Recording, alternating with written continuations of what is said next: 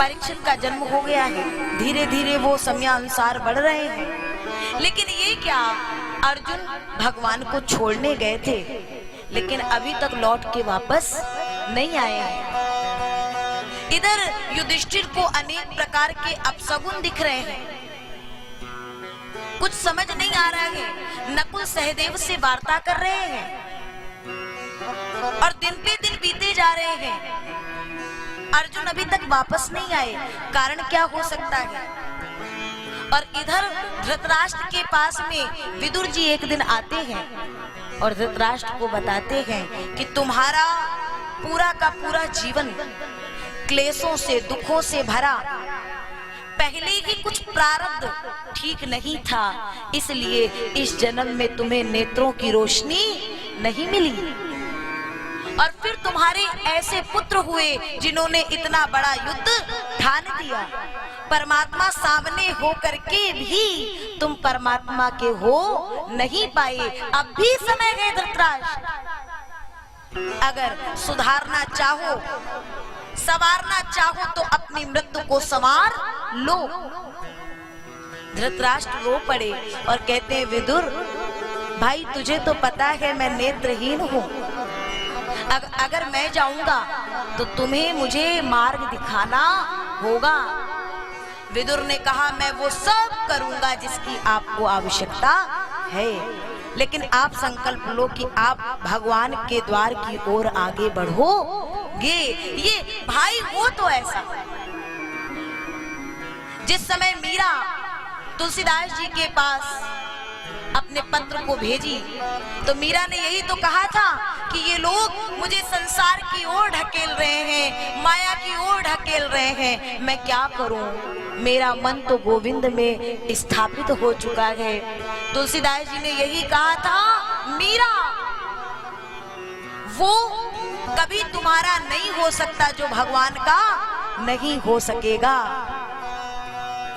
तजिए ताहि कोटि वैरी सम यद्यपि परम स्नेही, जाके प्रिय न राम वैदेही। जिसको भगवान प्यारे ना हो कभी उससे प्रेम करने की आवश्यकता नहीं है। जो तुमको धर्म से विमुख करे ऐसे से कभी प्रेम ना करो। तो इसीलिए मीरा ने मेवाड़ छोड़ दिया और बाद में आती है और ब्रज की धरा पर गाया कि आली भाने लागे वृंदावन को। धृतराष्ट्र विदुर जी के साथ में भजन की मार्ग में आगे बढ़ गए और उधर से अर्जुन जो कि निस्तेज होकर के सामने से आते दिखाई दिए। युधिष्ठिर ने जो ही देखा अर्जुन के मुखमंडल पर कोई तेज नहीं है, कोई प्रसन्नता के भाव नहीं है। पूछ बैठे, अर्जुन क्या हुआ है, क्या तुमसे ऐसा कोई कार्य हो गया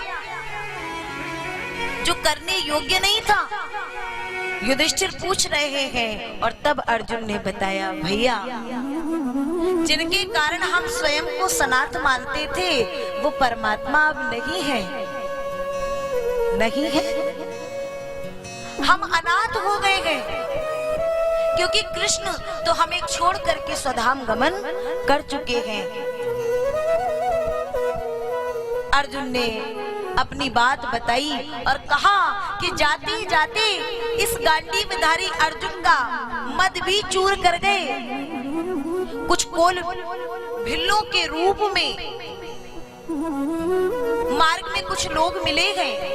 भगवान ने अपनी रानियों को ब्रज छोड़ने को कहा था कि कुछ यदुवंशियों को ब्रज छोड़ दो अर्जुन, और कोल बिल मार्ग में मिले और मैं अर्जुन जिसे महाभारत के युद्ध में कोई हरा नहीं पाया,